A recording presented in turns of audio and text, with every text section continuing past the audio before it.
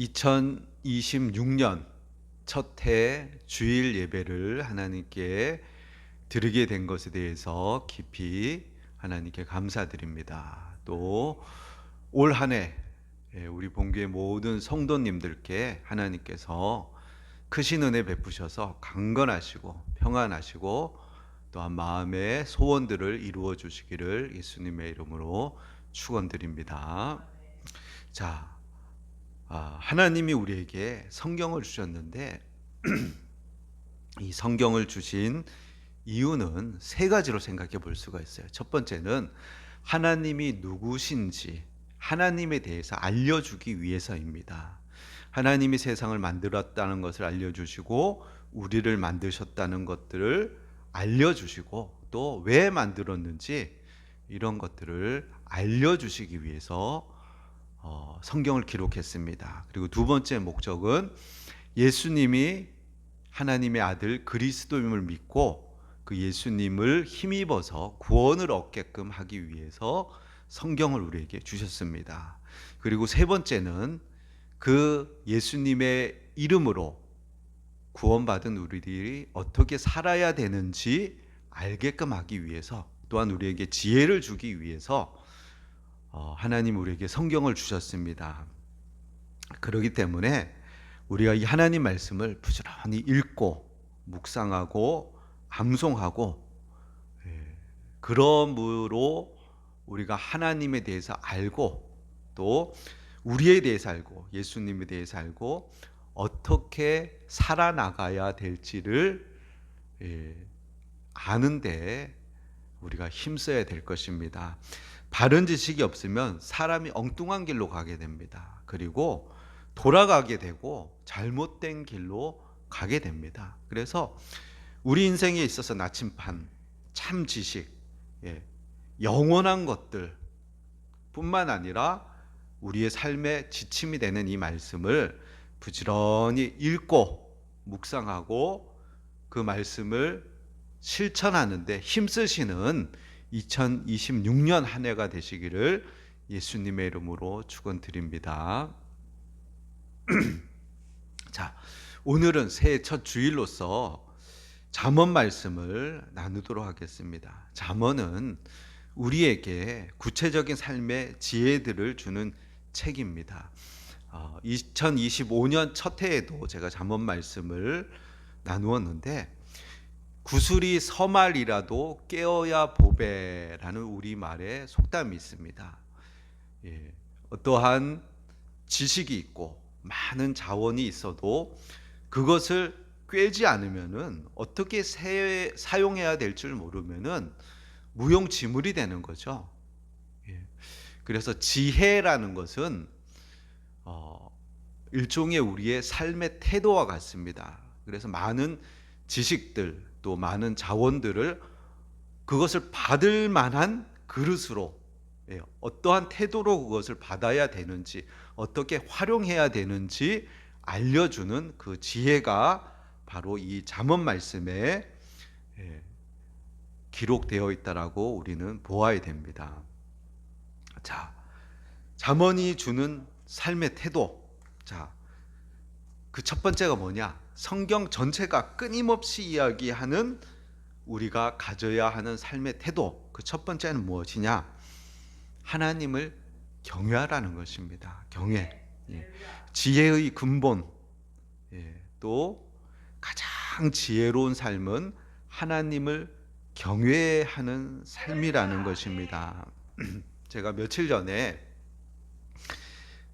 회사에서 한 분하고 이렇게 휴식 시간에 이렇게 많은 대화를 나눴습니다. 그런데 그분이 하시는 말씀이 자신의 어머니가 권사님이셨고 또 옛날에 새벽 예배 갈 때 자신을 꼭 데리고 가셨다고 합니다. 왜냐하면은 농촌에서 논두렁길을 가는데 여인 혼자 몸으로 가기는 두려우니까 이제 아들을 보디가드 삼아서 아들을 데리고 새벽마다 이렇게 예배를 나가셨다고 합니다. 그래서 그것을 이제 추억으로 이제 얘기를 하시는 거예요. 그러면서 자신은 지금 교회를 나가지 않고 있다라고 얘기를 하시면서 또 친구 중에 또 개척교회 하시는 목사님이 있다라고 얘기하면서 참 부응이 안 되고 그런 모습을 봤다 그러면서 저에게 힘들겠다 뭐 이런 얘기를 하시는 거예요. 근데 그분 연세가 어떻게 되냐면 67세예요. 그래서 제가 그분과 이제 얘기 나누면서 그분이 다시금 신앙생활을 하시게끔 하기 위해서 다시금 신앙생활을 시작하라라고 당부도 드리고 또 저의 신앙 간증도 얘기하면서 이렇게 이야기를 나누었는데 그 이야기들을 다 나누고 난 다음에 그 다음에 제가 이 이야기를 꼭 해야 되는데 이 이야기를 내가 빠뜨렸구나 이런 생각이 들더라고요. 그 이야기가 뭐냐면 우리 히브리서 9장 27절 말씀에 보면은 한 번 죽는 것은 사람에게 정해진 것이요 그 후에는 심판이 있으리니. 이렇게 사람들하고 대화를 하다 보면은 사람들이 많은 지식이 있어요. 교회에 대한 지식도 있고 성경에 대한 지식도 있고 뭐 현재의 뭐 한국 교회가 뭐 숫자가 많다느니 뭐 여러 가지 얘기들 많이 해요. 근데 가장 핵심이 뭐냐면 제가 그에게 전해야 될 핵심의 말은 뭐냐면 이 말씀이거든요. 복음이 시작되는 그 시작점이 뭐냐면 당신은 죽는다는 거예요. 당신은 죽고 그것은 정해져 있고 그 후에는 심판이 있다는 거예요. 그리고 그 심판의 자리에서 당신이 죄인으로 판명이 되면 당신은 영원한 지옥에 던져져서 거기서 형벌을 받는다는 것이에요. 그런데 제가 차마 그 말을 하기가 힘든 거예요. 자, 아무리 겸손히 기분 나쁘지 않게 말해도 그 말의 핵심, 사실은 뭐냐면 당신 회개하고 예수님 믿지 않으면 당신 죄인이라서 지옥 간다는 그 사실이거든요. 상대방이 기분 나빠할까봐. 참. 그리고 당신은 독선적이고 편협한 사람이라는 소리를 들을까봐, 또 그 사람과의 관계가 멀어질까봐 그 얘기를 차마 못하는 거죠. 그래서 얼굴을 맞대고 한 번 죽는 것은 정하신 것이요 그 후에는 심판이 있을 것입니다. 당신은 그 심판을 준비하셨습니까? 라는 그 이야기를 잘 못하는 거예요. 근데 그 얘기를 해줘야 되거든요. 자, 제가 지금 어떻게 하면 이 땅을 잘 살아갈 수 있을까, 지혜롭게 살아갈 수 있을까 하는 잠언 말씀을 이야기하면서 이 이야기를 왜 하는가 하냐면은 바로 우리의 삶이, 이 땅의 삶이 전부가 아니라는 사실을 기억해야 된다는 거예요. 이 땅의 삶이 전부라면 어떻게 해서라든지 이 땅에서 떵떵거리면서 모든 것들 다 누리면서 살아야겠죠. 그러나 이 땅의 삶이 전부가 아니라는 거예요. 자, 이 땅의 삶은 맛보기, 하나님을 알아가고 그분이 어떤 분인지, 얼마나 자비로운지, 얼마나 사랑이 많으신지 알아가고 하나님과 동행하며 천국을 맛보면서 살아가는 것이고, 진짜 우리의 마음을 두고 살아가야 될 곳은 바로 하늘나라, 하나님이 준비하신 천국을 우리가 소망하며 살아가야 된다는 것이에요. 그러기에 이 땅에서의 삶이 우리에게 아쉬움이 있고 모든 것을 누리지 못하고 완벽한 삶이 아니라고 우리가 너무 불만하지 말고 하나님이 온전히 누리게 하실 천국을 바라보면서 이 땅에 있는 동안 하나님이 맡겨주신 일들을 충실하게 감당하면서 하나님을 경험하고 하나님과 동행하며 천국을 맛보면서 그렇게 살아가야 된다는 생각으로 이 땅을 우리가 살아가야 된다는 것이에요. 이것이 하나님을 경외하는 삶이에요. 우리는 모두 죽어요. 그리고 하나님 앞에, 심판대 앞에 가서 서게 돼요. 자, 그때 심판대 앞에 섰을 때 우리 입에서 무슨 말을 해야겠어요? 여러분, 그 말을 준비하셨습니까? 무슨 말을 하시겠습니까? 예수 나를 위해 죽으셨네. 예수 공로 의지합니다. 예. 우리가 심판대 앞에서 우리의 선행이나 공로 그 무엇도 내세울 게 없죠. 우리의 의는 누더기와 같다. 예레미야 선지자의 말씀처럼 나를 위해서 예수님이 십자가에 죽으셨습니다. 예수 공로 의지합니다. 우리가 심판대 앞에서 하나님 앞에서 붙잡을 수 있는 것은 예수님의 그 옷자락, 십자가를 붙잡는 그것밖에 없죠. 근데 그것을 준비해야 되는 거예요. 예, 그것을 준비해야 되는데, 그리고 그것을 준비하라고 우리가 복음을 말해줘야 되죠. 한 번 죽는 것은 사람에게 정하신 것이요, 그 후에는 심판이 있으리니 그 심판을 준비하십시오. 예수님을 붙잡고 하나님의 은혜를 구하면서 살아야 됩니다라는 그 복음을 우리가 전해야 되는 것입니다. 잠언이 우리에게 주시는 삶의 태도, 첫 번째, 하나님을 경외하라는 것입니다. 하나님은 이 땅에서도 우리의 생사화복을 주장하셔서 우리를 높이기도 하시고 낮추기도 하시고 가난하게 하시기도 하시고 높이기도 하시고 우리를 살리기도 하시고 죽이기도 하시고 모든 것의 주권자가 하나님이라는 겁니다.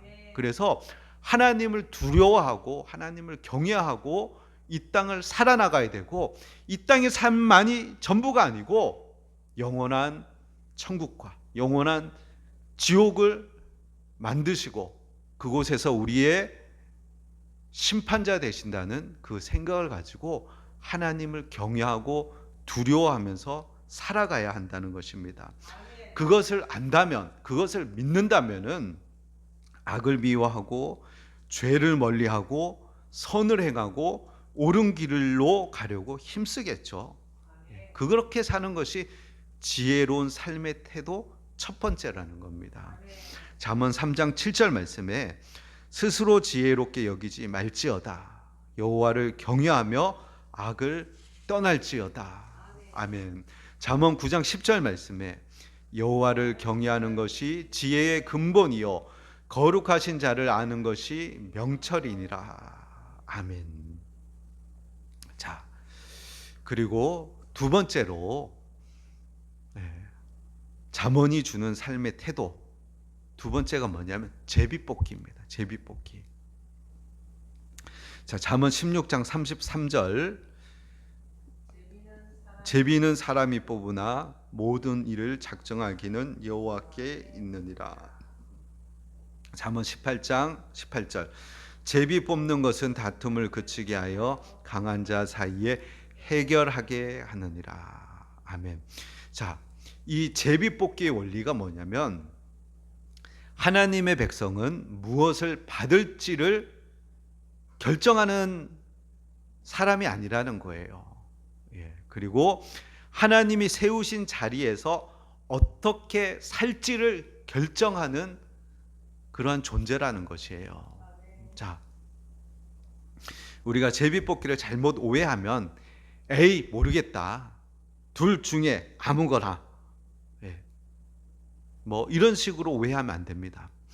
제비뽑기의 의미는 하나님께 선택권을 맡긴다는 겁니다. 그리고 그 하나님이 선택하신 그것의 그 결정을 내가 받아들이고 인정한다는 것입니다.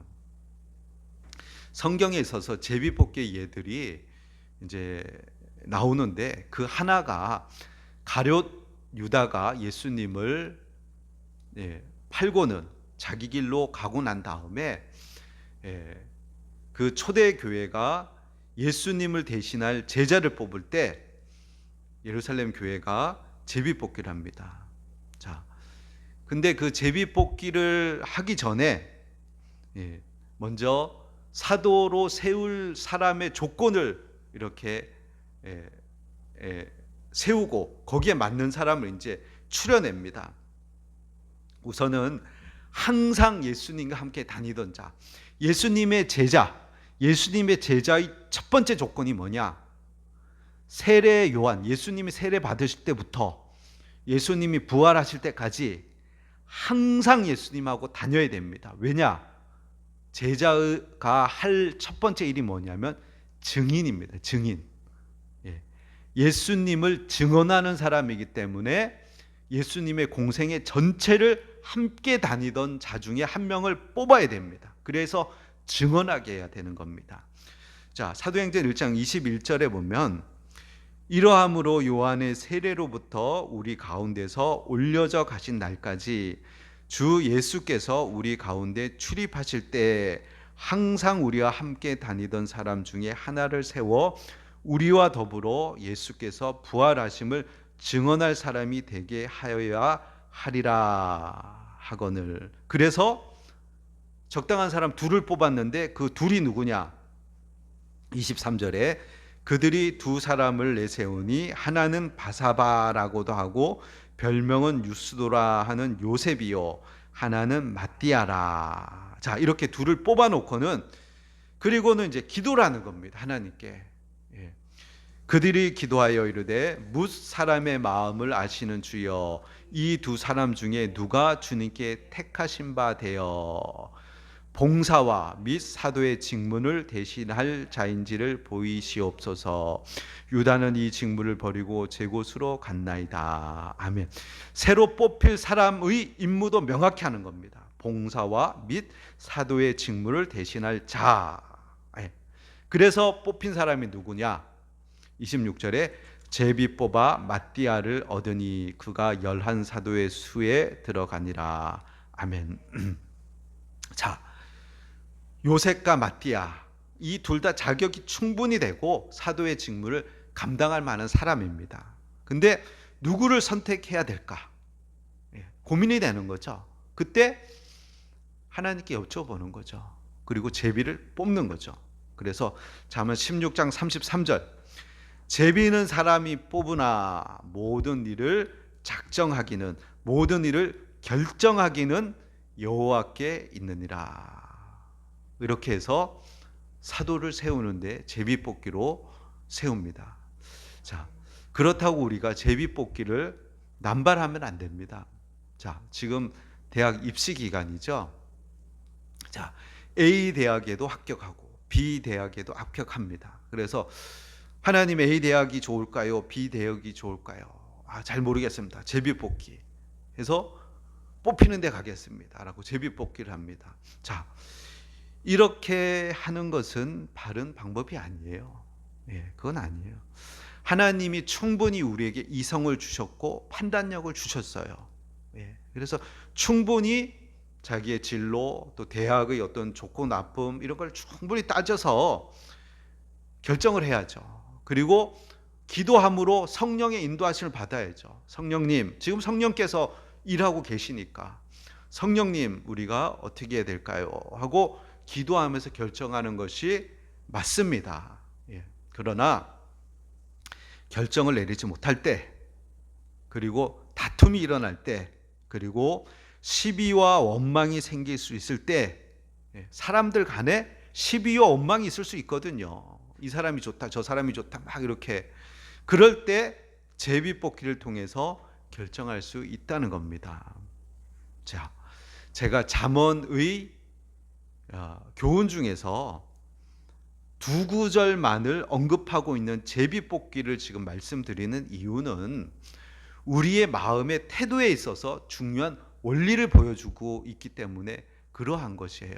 뭐 제비뽑기 해라 말하라 지금 그 얘기를 하는 것이 아니고 우리 삶의 태도의 중요한 원리, 바로 제비뽑기. 자, 제비는 사람이 뽑는 것 같아 보이는데 그 결정은 누가 하느냐? 하나님이 하신다는 거예요. 예. 물론 사람이 내가 잘 뽑았다, 내가 잘못 뽑았다 이렇게 생각할 수도 있는데 우리가 가져야 할 마음의 태도는 하나님이 결정하셨다 하면서 믿고 받아들이고 순종하는 자세라는 거예요. 자, 여호수아가 또 다른 성경의 예죠. 여호수아가 땅을 분배할 때 제비 뽑기를 하잖아요. 근데 제비를 뽑고 난 다음에 이렇게 들여다보면 마치 지략가가 지파 간의 힘의 균형을 맞추기 위해서 위치를 정한 것처럼 땅 분배가 잘 되어져 있는 모습을 볼 수가 있어요.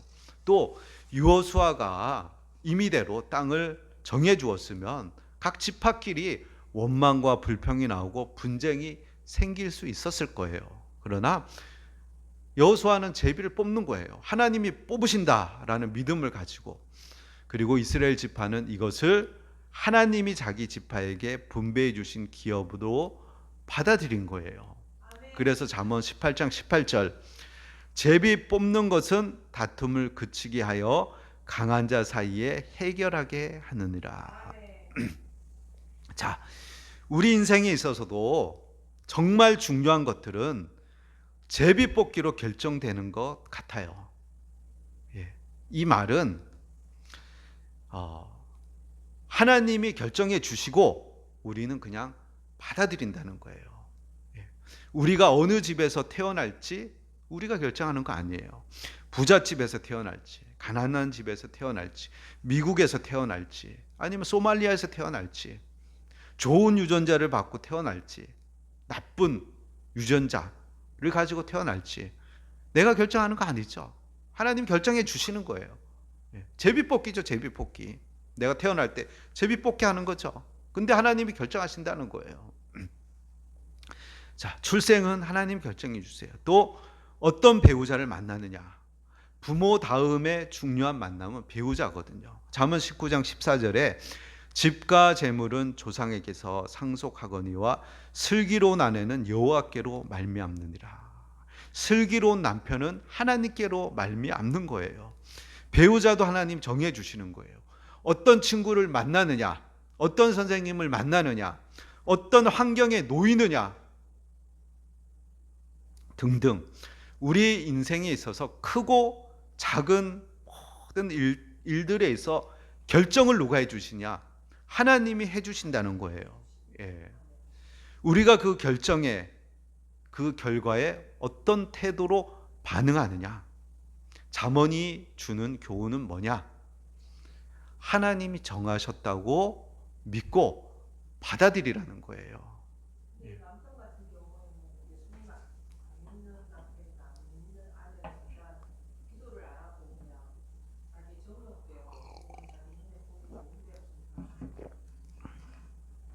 예, 맞아요. 맞습니다. 예. 자기가 이제 선택하는 거죠. 배우자는 하나님이 선택하는데, 근데 살아봐야 아는 거예요. 그렇죠? 그래서 성경은 그렇진 않죠. 그렇진 않고 이제 결혼할 때 배우자 선택할 때 잘 해야죠. 잘 해야 되는데 이제 제가 말씀드리는 의도는 잘 선택을 한다고 해도 결국 예, 하나님께서 어떤 사람을 만나게 해주시느냐. 모두 친구도 그렇죠. 자기가 누구를 선택하느냐 있지만 그러나 어떤 사람인지 알 수 없으니까 크고 작은 일에 있어서 결정이 궁극적으로 하나님께 있다라고 생각이 되어지는 거죠.